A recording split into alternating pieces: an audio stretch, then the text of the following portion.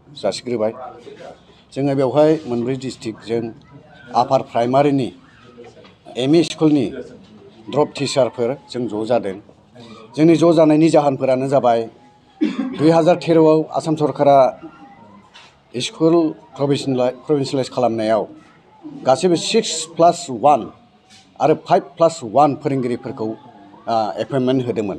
नाथाय नैबे 2017 नि आयेनाव 2021 आव जे फोरोंगिरिफोर प्रभिन्सियेलाइज पस्ट प्राधिकरण खालामनाय बेवहाय मास्टारफोरखौ फोरोंगिरिफोरखौ माखासे बुथारनानै माखासे फोरोंगिरिफोरखौ 6+1 आव सानै फोरोंगिरि हरनानै साथाम फोरोंगिरिफोर हरनानै एकदम माखासेफोरखौ बुथारनाय एपइन्टमेन्ट होयै बेबायदि आलाय आथानि जोंखौ खालामदों।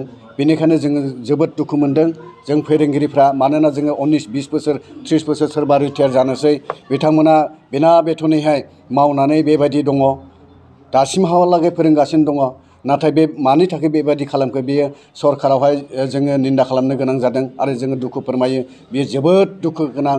बेनिखायनो जोङो दिनै बे हाबाफारिखौ लादों जाहाथे बे थालांनाय फोरोंगिरिफोरखौ, जेरै गंसे स्कुलाव सरकारा एप्रुभ खालामदों एमइ स्कुलाव 6+1 आरो 5+1 एमइ स्कुलाव एलटिआनो जा, हिन्दीयानो जा, एसटिसिआनो जा, साइन्सआनो जा, बेफोरबायदि थालांनाय फोरोंगिरिफोरखौ जाहाथे 2021 आव थालांनाय फोरोंगिरिफोरखौ जाहाथे पस्ट प्राधिकरण खालामो आसाम सरकारनिसिमबो खावलायो आरो बिटिसि सरकारनि जोंनि चिफ प्रमद बर' सारनिसिमबो जोङो खावलायो गुरैहाय जाहाथे बे थालांनाय फोरोंगिरिफोरखौ थाबैनो खामानि मावनानै होयो, जोङो बेखौनो खावलायो। आरो गसाइगावआव जि बाथ्राखौ बुंदोंमोन मावनाय जागोन बेखौ नांनानै था होननानै, आरो बिनि जाहोनफोरखौ जोङो मिथिनो लुबैदों जाहाथे माबायदि मावगोन आरो माबायदि माब्ला खालामगोन जोङो बेखौहाय मिथिनो लुबैदों।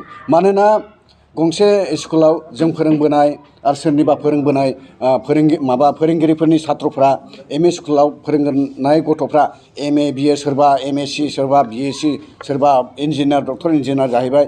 बे प्राइभेट स्कुलफ्रा जुदि जों फोरोंबोनायफ्रा बेफोरबायदि जायामोनब्ला जोंनिफ्रायनो थांनाय, अब्ला बैफोर बोरै रोंबोखो?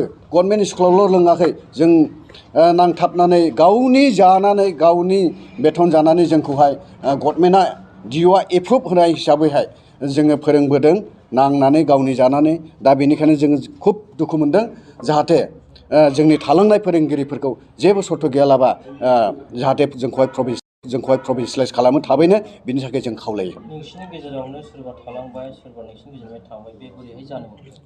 बे थालांनाया माने आसाम सरकारनि जे आयेन 2017, आङो दहायनो बुंखाबाय 13 आव आयेना 6+1 आरो 5+1 दङमोन। नाथाय 2017 आव बिसोरो मोनसे गालांनो थाखायनो मोनसे आयेन खालामदों, माने अनलि साथामल' 3 गंसे एमइ स्कुलावल' साथामल' बिसोरो माने लेंगुवेज टिचार ओमफ्राय माबा हेड मास्टारनिबो पस्ट गैया, बेबायदि साथामल' होनाय बाथ्रा आयेन खालामदों बिसोरो। बे आयेन खालामानो आङो दहाय बुंनाय बादि मास्टारफोरखौ, फोरोंगिरिफोरखौ, एमइ स्कुलनि फोरोंगिरिफोरखौ बुथारनायनि मोनसे खैसार खालामदों होननानै जों सानो। बेनि थाखायनो जोङो एकदम बिराद जों दुखु मोनदों। 20 बोसोर गाहाम मावनाय हिसाबै गभर्नमेन्टआ माबोरै डिअ'आ सरकारनि नङा, माबा एपइन्टेड नङा नामा? डिअ'फ्रा जोंखौ बोरै माबा एप्रुभ खालामखो, बोरै क्लास खालामहोखो? नङाबा बे डिअ'फ्रा जोंखौ एप्रुभ खालामनो नाङामोन। गभर्नमेन्टनि डिअ'आ गभर्नमेन्टनि हिसाबै जोंखौहाय एप्रुभ खालामबाय। बे एप्रुभ जानाय फोरोंगिरिफोरखौ 20 बोसोर गाहाम, 15 बोसोर, 30 बोसोर मावनायफोरखौ जोंखौहाय माबोरै गालांखो? बेयो जोबोद माने राइट टु माने हिउमेनिटियाव बे गोग्लैयाखै। खायसेखौ ओंखाम जाहोनानै खायसेखौ ओंखाम जाहोलासिनो फोराननाया बे मानसिनि मोनसे, सरकारनि मोनसे सोंखारि जाथाव, जों बेखौ सानो। बेनिखायनो जों जोबोद दुखु मोनो। आसाम सरकार आरो बिटिसि सरकार 6.3 क्ल'ज हिसाबै जाहाथे जों बेखौ मावफुंजानो लुबैयो। So' I am request to chief minister of Assam, please kindly to those who drop teachers 2021. So we are here gathering here all the drop teachers, so 4 districts. So we are extremely requested to our chief minister to kindly to initiate our demand. Otherwise, next will be other step will be take this for this agenda. Thank you. जोङो जोंनि थांखि बादियै, जोंनि फोरोंगिरिनि थांखि बादियै जोङो जोंनि डिमान्डखौ जुदि साक्सेस खालामनो हायाबा जोङो जंगि आन्दलन बा खालामगोन आरो बेनिख्रुइ गोख्रोंसिन आन्दलन लागोन। मानोना गासै साफ्रोमबो इएमनियाव जों मेम'रेन्डामखौ होबाय जेसेबां इएम दङ। ओंखायनो बिथांमोना एसे जोंनि बिटिआरनि जिथु एमेन्डमेन्ट खालामनाय बिथांमोना थाबैनो सुफुंनांगोन। नङाब्ला जों गासै माने फोरोंगिरियानो जंगि आन्दलन खालामनानै बिथांमोननि जोंनि बे खौसेथिखौ जों दिन्थिगोन आरो बे ड्रप आउटनि जिथु खौसेथिया नोंथांमोना नुगोन आरो बे सरकारनिसिम जों जेब्लासिम माने जोंनि दाबिखौ सुफुंनो हाया अब्लासिम जों नाजालांबाय थागोन, बिग्रायलांबाय थागोन आरो आन्दलनखौ जोङो सोलिलांबाय थागोन। हारि राव बासियालासे राजखान्थि रांखान्थि अरायबो उदां आरो सैथो खौरां नोंथांजों लोगोसे बड'लेण्ड बुब्लिखौ फल' खालाम। बाक्सा जिल्लानि सिङाव थानाय बासबारि रेन्ज बेकि जंगल उड्स रिजर्ट मानास नेशनेल पार्क बे समायना रिजर्टआव नोंथांमोना बर'नि ट्रेडिशनेल फुड्स गोथाव अमा बेदर सावनाय, एवनाय लकेल दाउ बेदर, बोरमा बेदर बायदि बायदिफोरखौ मोनजानायजों लोगोसे बाहेरायाव थानो थाखाय टेन्टनि सुबिदा दङ।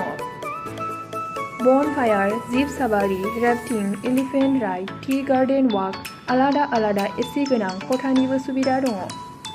बे सुबिदाखौ लानो थाखाय नैबे नाम्बाराव फन खालाम 9104974956 एबा 9707614012 आरो 9864832734।